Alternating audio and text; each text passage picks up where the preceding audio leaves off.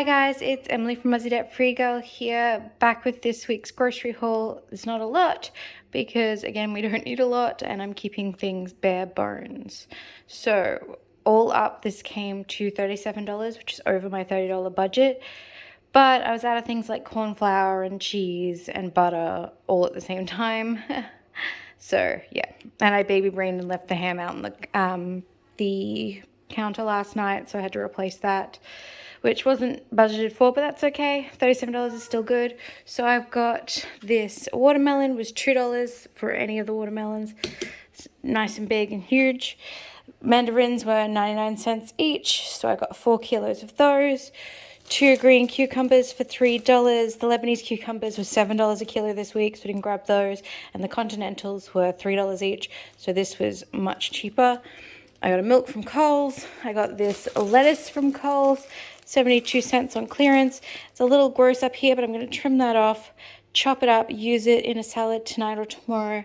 Then it's actually got the roots are still attached, so I'm going to regrow it and have lettuce leaves again probably the week after next.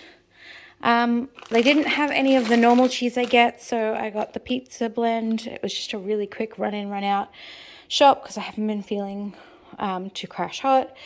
I got a corn flour because I'm all out, and that is my main sort of thickening agent and other things because it's gluten-free. They were all out of their butter, so a kilo of the regular spread. Salami for hubby sandwiches, ham, and bread for the kids for toast and sandwiches and things, and then soft white toast loaf for hubby sandwiches. So there you go. The fruit shop was $9.20 for the mandarins, the watermelon, and the cucumbers. And the Coles was $27.79. So all up, $37. Don't forget, if you like this kind of content, to like, comment, subscribe.